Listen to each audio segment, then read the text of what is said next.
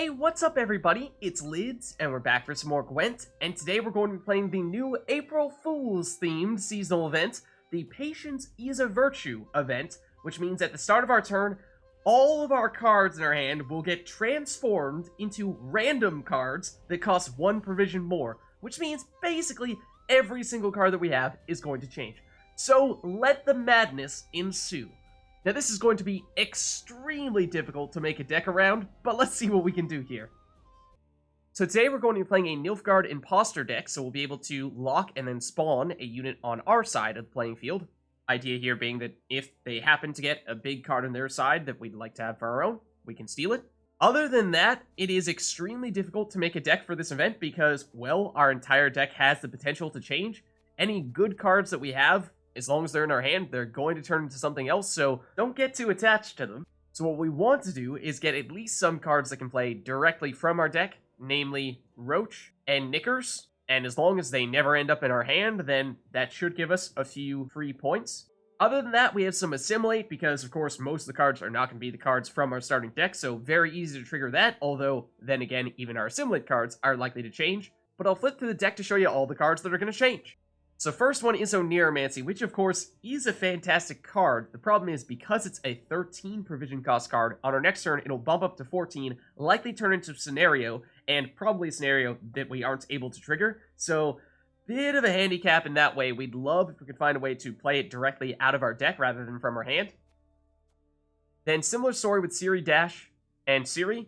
These are cards that if we get to play them as they currently exist, then they could give us a significant advantage. Problem is, if we ever have them in our hand, then they're going to turn into something else, so these are cards that we'd love to use Oneiromancy to play from our deck.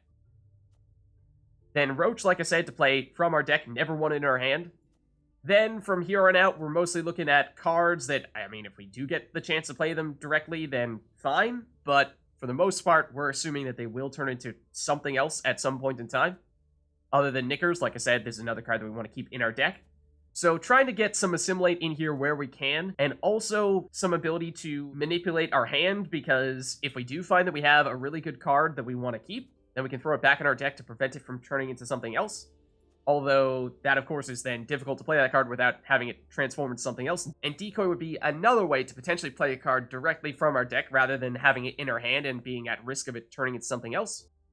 But then from here on out, we're mostly looking at trying to split the provision costs of our cards across a few different provisions, because that way, if we do find ourselves with a bunch of high provision cost cards that turn into scenarios, then that's going to be difficult. Whereas if we find ourselves with a bunch of low provision cost cards that aren't very useful, then that's also not going to do us much good. So trying to spread it out so that over time, as they go up in provision costs, we'll still have a nice mixture of cards that you like to play early to set yourself up, and also the big final payoff cards that we likely play at the end. But that being said, it is going to be extremely difficult to plan anything in this seasonal event because there's so much RNG, so we'll find ourselves making plans that then don't work out because our cards change dramatically. And to be honest, there are probably going to be some ugly, suboptimal plays on both our side and our opponent's side whenever we find ourselves with hands that we don't really like the cards from. But then on the other hand, we're hoping that we get some random big cards that do exactly what we want them to do. In other words, the perfect April Fool's event. So without further ado, let's give it a shot. Okay, so go against Scoia'tael here, and they'll go first. And we have some pretty great cards here. Oneiromancy, Ciri, and I think I saw Ciri Dash as well. Yeah. So these are all cards that we love to actually get the chance to play directly rather than have them transform into something else. Defender as well. So I think we just try to switch some of these around here. And, oh no, we got Knickers. Okay, that's the worst possible thing, is to get Knickers or Roach in our hand, because their value comes from being hanging out in our deck. And as soon as they transform into something else in our hand, then they become, well, something entirely different. Now, I mean, it will at least turn into a 9 provision cost card, which might be decent, but missed opportunity there for sure. Okay, and Damien is a strong round 1 play.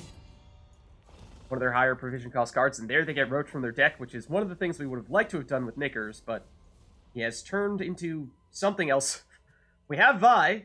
I mean, do we try to use Vi? We could. We also, I'm pretty sure we lost to Glynnis, and then we gained to Glynnis. Assimilate 2 is actually going to become very, very strong. So this might actually be the best option here.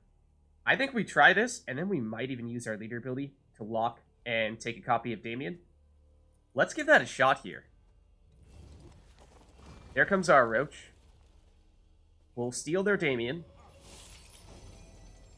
Because at the very least, I mean, assuming they can't lock this guy next turn, which who knows if they'll be able to or not, then we can reactivate that ability.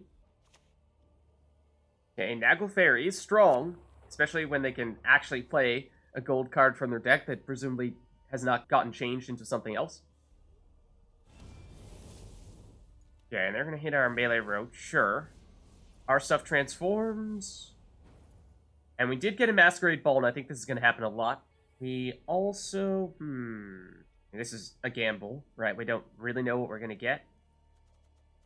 Yenvo is tempting, although what would we use it on? Maybe steal Damien and try to play him in our next round? Or, since he would transform in that situation, hope that we happen to get a way to play him from our deck? I don't know about that. Possibly. Although this is also a high provision cost card, 9. It'll get up to 10 next turn, so maybe we just hold on to it and wait for something bigger to come out next turn instead. Also, Masquerade Ball is not out of the question that we can trigger this, but I suppose we'll steal you. And we just hope that we're able to use you directly from our deck at some point. Otherwise, it's going to turn into something else. Alright, they're turning into a Damien. Okay, fitting. And watch Masquerade Ball here. You'll see that it was Masquerade Ball, a 15 provision cost card, which is as high as it gets. And then, rather than just staying at that 15 provision cost card, in which case everything would just eventually turn into a Masquerade Ball and stay there, it switches around, goes back to the beginning, becomes a 4 provision cost card. So, in some ways, I think your objective should be to play your high provision cost cards before they turn into a scenario, and there are some 14 cost scenarios, but eventually, at least once it reaches 15, it'll be Masquerade Ball. And all those things are going to be hard to trigger. Once it goes back to 4, then it's probably a weaker card, so you probably don't want to play that. Blue Dream is a fun one, but unfortunately they don't have any cards to trigger that. Alzur could be pretty crazy as well, as could Kahir. This would be an Aristocrat, so we could have perhaps triggered Masquerade Ball with it. Let's go with Kahir. A little bit of a throwback to the previous event.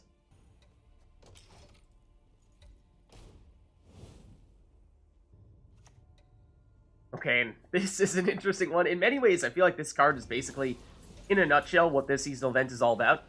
Changing all of your cards into cards 1 provision cost higher. Now, I was also going to say, we've somehow found a way to be entirely Nilfgaard here. Which, of course, we are a Nilfgaard deck, yes, but as you can see, that's not guaranteed that that's always going to be the case. Sabertooth would be an interesting one, although not terribly effective at the moment.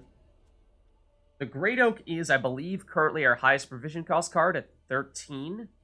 So this will likely turn into a scenario on our next turn. There are a few other cards it might turn into that might work, but we might more or less need to get rid of you. So let's see. Neither damage or boost ourselves. It's best when we have a lot of units out there, and we don't have many. So it's not going to be fantastic, but I think we probably do still go for it here. Let's go here, and then I think maybe we'll do this, get rid of you. And Glynnis is going to keep on getting boosted by 2 basically every turn.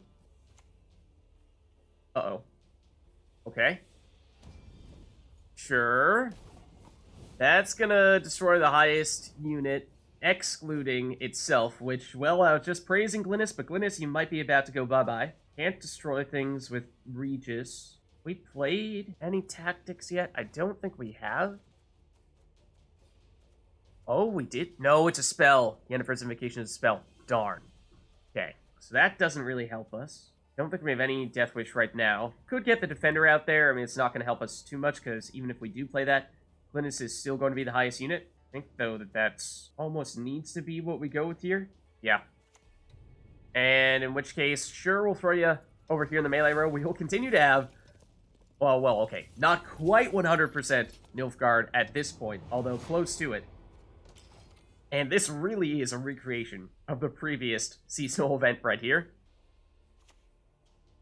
Okay, spawn in some Dryads, which could potentially get boosted, in which case Kahir will get boosted as well. So we'll take that. There goes Glynnis, coming from the dragon.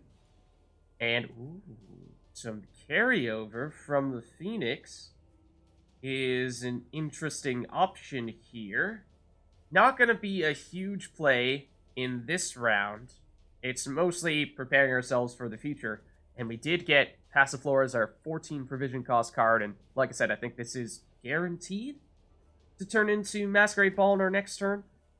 But, I mean, this is doing almost nothing for us at all, right? Because it's going to be really hard to trigger this.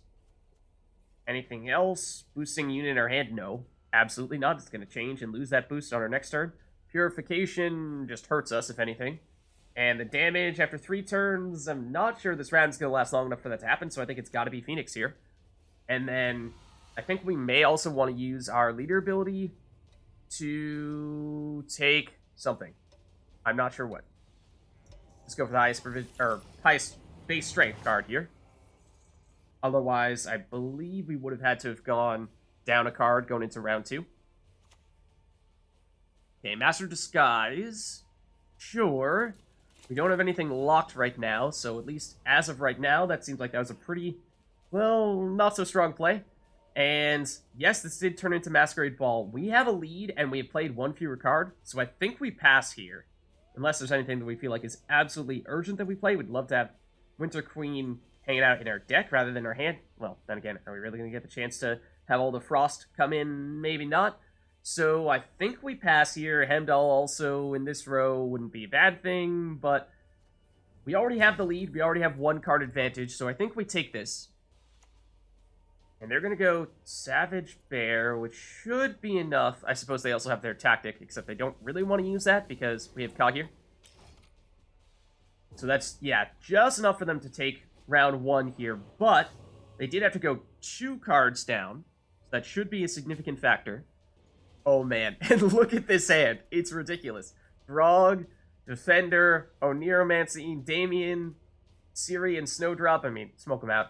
Less so, but problem is all these cards are going to switch at the start of our next turn, and, well, I mean, we like them as they are right now, so maybe we try to keep Ciri in our deck.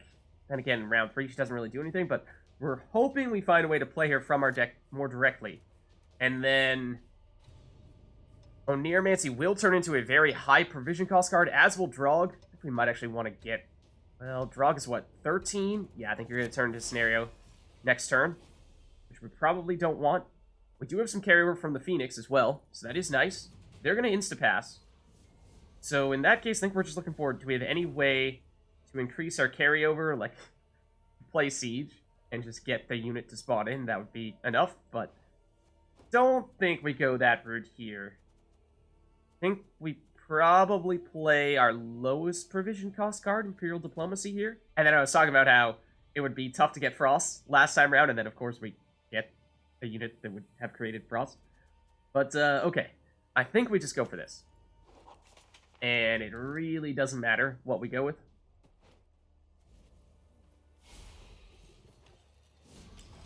And then now, we'll take round 2, and we will still have 1 card advantage going into round 3, so despite our opponent dry passing in round 2, we will still have last say, and that's why getting 2 card advantage in round 1 was so significant.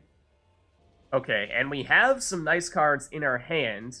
We have Masquerade Ball, and we actually have the Aristocrats to trigger it. Problem is, all these things are going to change, and Masquerade Ball will turn back into a 4 provision cost card at the start of our next turn, so I think we actually dump you. And, well, we got a 4 provision cost card back, although it is going to turn to a 5 provision cost card, so marginally better, I suppose. Then maybe we try to dump another one of the 4 provision costers. Okay. And our hand? What do we have? I'm not loving this to start off with. We do have Siege. We could try to play it and see if we happen to get the Siege engines to trigger it, but that feels like that has the risk of being more or less a wasted card altogether. Out of curiosity, do we have enough humans for Doppler to work here? We have a decent amount, actually. 1, 2, 3, 4, 5, so you'd get boosted by 5, become a 6. I mean, just looking at our hand here, it's not a bad play, because we could also try creating a bronze special card. I have no idea what we might end up with there. It's a bit more of a risk. You are also a higher provision cost card that maybe is worth saving. See if it turns into a nice 12 provision cost card. I think we go for this. And we base your boost off of the humans.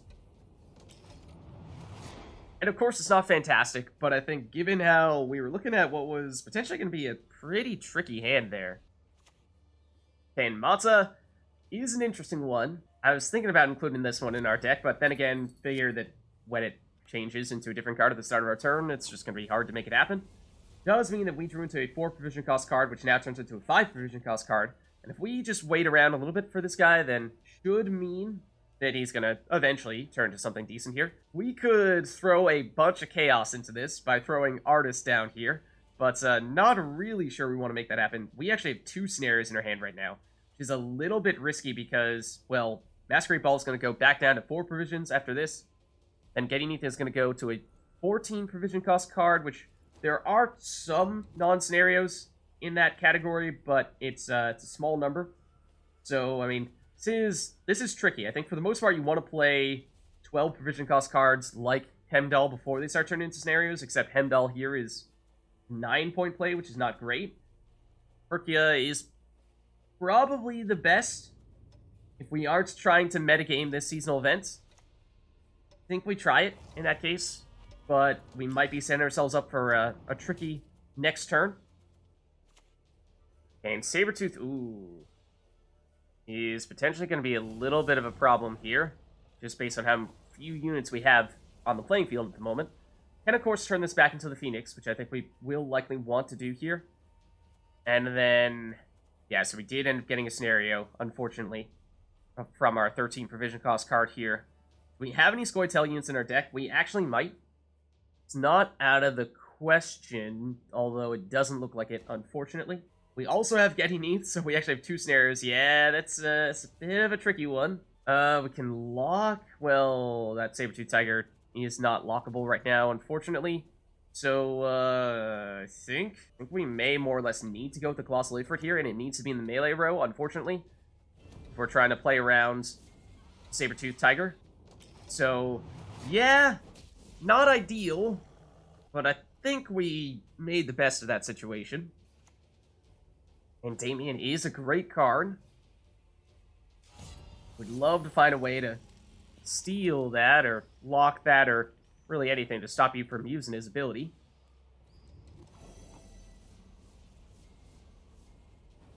Okay, and let's see. Did we get something to do that? Actually, they left Saber-Tooth Tiger out there. Ooh. Do we have any tactics in our deck? Yes, I do think so normally, although they have transformed. I think we go for this. Oh, but it needs to be an adjacent allied unit, so we can't do it for Doppler. No! Ah! It doesn't work after all. In that case, I think we just go for the straightforward damage. It's not going to be enough. Oh, except, I mean, we can get a little bit more, but still not enough. Presumably, they're going to use Damien's ability on this turn. And here comes their leader ability charges, and yep, they follow up with his ability as well. I suppose we also could have used Herkia's ability. Of course, random damage, so there's no guarantee that it would have been enough to take out Damien, but might have done the trick. And Yennefer Conjurer actually is not a bad play at the moment, so I will damage both these guys. Okay, and as for our hand here, we're just gonna keep on getting the Masquerade Balls, so get used to it. This is an interesting one, actually. We do have some cards with high provision costs, but low power that could benefit from that. Otherwise, I mean, they continue to leave out their Saber-Tooth Tiger. I suppose, since we have enough units out there, it's not really a factor in its artifact form. That's probably the reason why.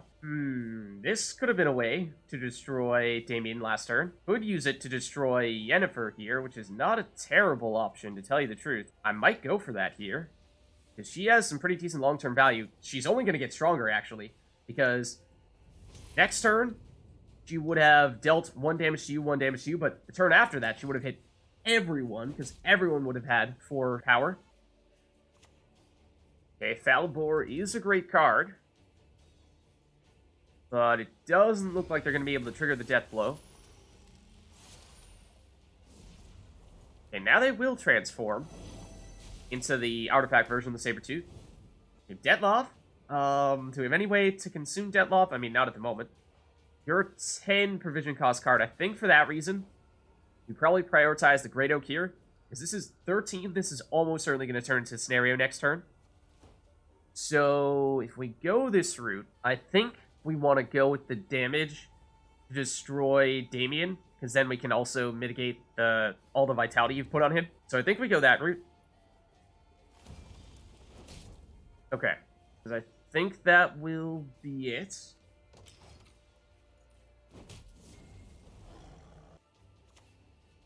Oneiromancy. Oh man, they lucked out. What are they going to get with it? Triangle within triangle. They're going to go offensively to boost themselves, or are they going to... Yep. On Matza. Okay. Let's see. What do we have here? Hawker Smuggler boosting units in our hand is useless, because they're going to change our return. Goldalock. Probably not terribly effective in this situation. Could do a tiny bit of boosting, but Cleaver, I mean, he's normally a fantastic card. But the thing is, we're probably not going to be able to trigger his Intimidate. And, well, we can spawn and play Shakedown. At least there's that, I suppose. Maybe that's still a decent play here. The problem is, he is an 11 provision cost card. So there's a decent chance that at 12 provisions next turn, he's going to turn into something even better. So I think we try to wait that out a little bit longer. And maybe we do go with... You're our lowest provision cost card, right? Yeah, let's do it. Let's go here.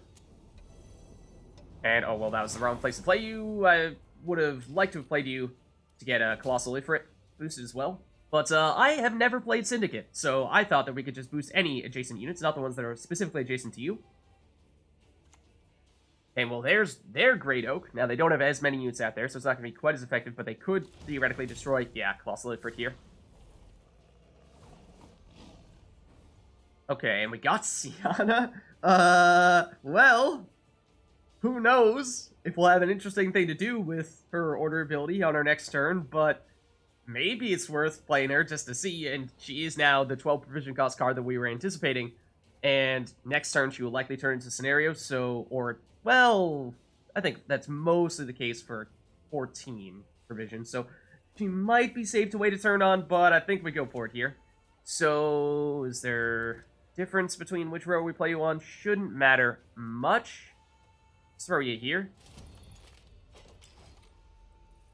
So she could end up being just a 3 strength card. She could end up being an amazing card, depending almost entirely on what we end up with our last 2 cards. So this is a risk. Okay, Call the Force now does allow them to play any Scoia'tael units from their deck, and they certainly have those, so works well for them. They will go with the Hawker Smuggler, but I don't really think that's terribly effective. Oh, and we have the Caution. Look at this, the new effect they have when the Adrenaline is active. It is quite dramatic. So, I mean, we don't know if we'll be able to trigger its Thrive. Also, if we do, then it's going to be a little bit too little, too late. Although, Ermion, I mean, I can't imagine we have any Alchemy cards unless we happen to have gotten them previously and we swapped out of them. When we mulligans, no, we don't. Okay, so I think by necessity, we almost need to go with Cachet here. Shouldn't really matter which row. But no deployability, so that means that, of course, Sienna doesn't do anything there, and we don't know. We may not get any value out of Sienna if our next card does not have any deploy when this changes on our next turn. Vi is a big play, but then again, you don't really have any ways to consume it, I'd have to imagine, because that is your last card. Okay, and they... Let's see. We got Master Mirror last. Okay, it does technically have a deploy effect, so you know what? You got me. You're not wrong. But, I suppose, sure. We'll trigger Sienna, and we'll play you, and this is gonna be just enough. And we'll trigger the Thrive on Cachet, and then we can also, for good measure, throw this out here. And that'll do it. Crazy, but it worked. Okay, so we'll go against Nilfgaard here, and we'll go first. And for our starting hand, well, we have Knickers, and I think we always want to keep Knickers in our deck, because that's where he's getting his value, and if he changes into something else, then who knows what we're going to get. So let's get rid of you, first and foremost. Oneiromancy is fantastic, of course, but if it transforms into anything else, it's probably going to get worse. And then again, it's a high provision cost card, so it will turn into something good, but could be at risk of turning into a scenario that we might not be able to trigger relatively quickly. Snowdrop can help us to optimize our hand, but are we going to have the time to make that happen, or is that a luxury that we can't afford to have? Well, I guess we keep this. And here comes the switch. Okay, so we actually have no time at all. So bye-bye Oneiromancy, and yes, does turn into Siege. So I do expect there will probably be a lot of scenario playing in this seasonal event, and gonna be pretty hard to trigger those scenarios unless you just get lucky, because, of course, your hand is changing every turn. So, is there anything particularly interesting here? I mean, maybe just going for the boosting from the Dire Mutated Hound doesn't seem like a bad idea. I think that might be the way to go. Okay, and there goes Roach. Another card that we absolutely wanted to keep in our deck, and so, if nothing else, that could give us a bit of an advantage, when otherwise it just comes down to 100% what cards you happen to get in your hand. Which, of course, we have no control over. Oh my goodness, except... well, here comes Keltullus. And there goes Roach. Looks like I spoke a little too soon. Let's see, we have a Beast, which is another card that, similar to the Dire Mutated Hound, can generate some points every turn, so I do like that. And yes, it is now Masquerade Ball that is our biggest card right now. Now, I mean, we do actually have Aristocrats in our deck. I think we may have had some of them transform at the beginning of this round here, so this is not out of the question to trigger this, but it would require that we either get extremely lucky with the cards that get transformed, or we find some way to play something out of our deck. Now, we do also have a Defender here, which is a nice luxury to have, but I feel like anytime we can guarantee that we get points on the board, that is probably something that we want to make happen.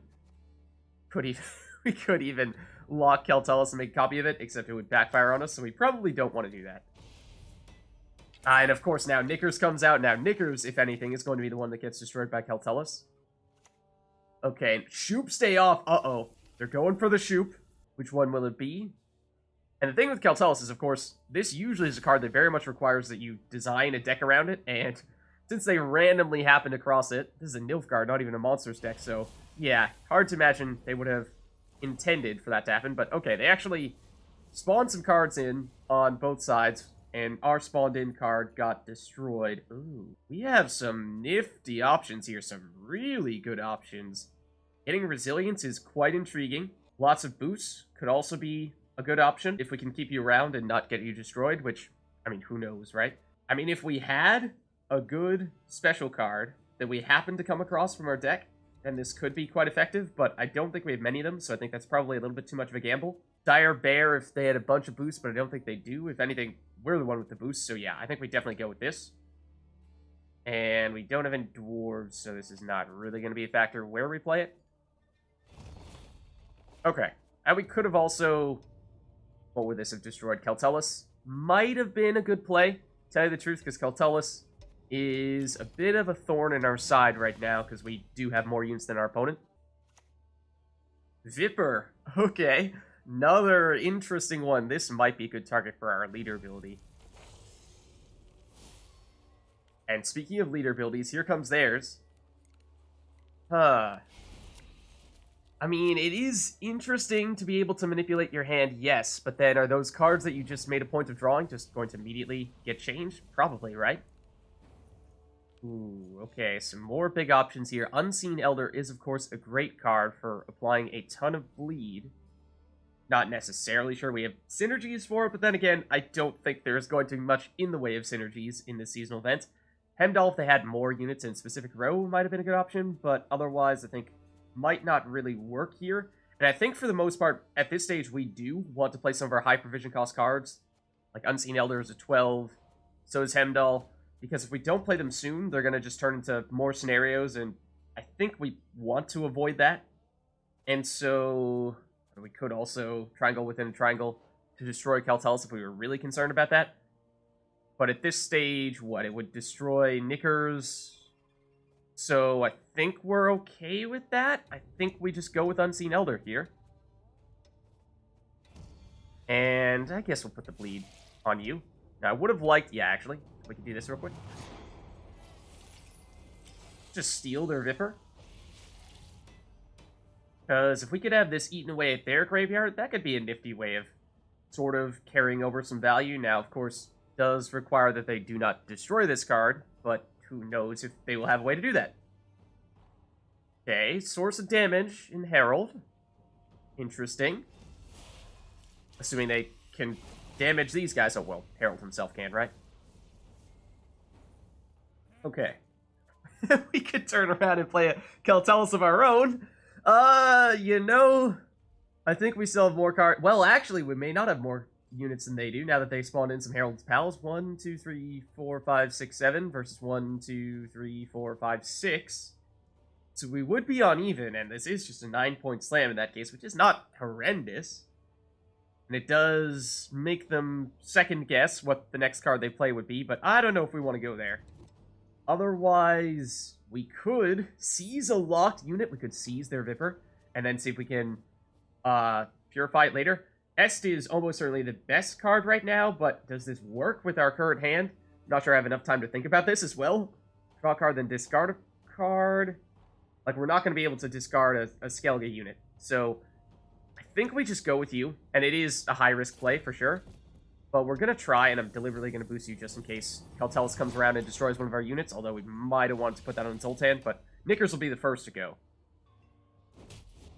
Okay, yep, and now they're destroying their own units, which I suppose... Yeah, that was a little bit misleading to just assume they were going to have a ton of units on their turn. Because they can't destroy them like that, although they did just use a special card to destroy one of our cards, which may not have necessarily been the best play for them. And they forfeit here. And I think a lot of that had to come down to the amount of points we were generating from our 2 early engines. So there's a look at a new, kinda, sorta, Nilfgaard deck for the new April Fool's seasonal event. And yeah, as perhaps we expected, it is completely insane. If you liked the video, then make sure to hit the like and subscribe button, and leave a comment down below to let me know which other cards, archetypes, and factions you'd like us to experiment with next. And tune in today at 8 PM US Eastern Daylight Time for a stream of this new seasonal event action. Thank you all for watching, and I'll catch you next time.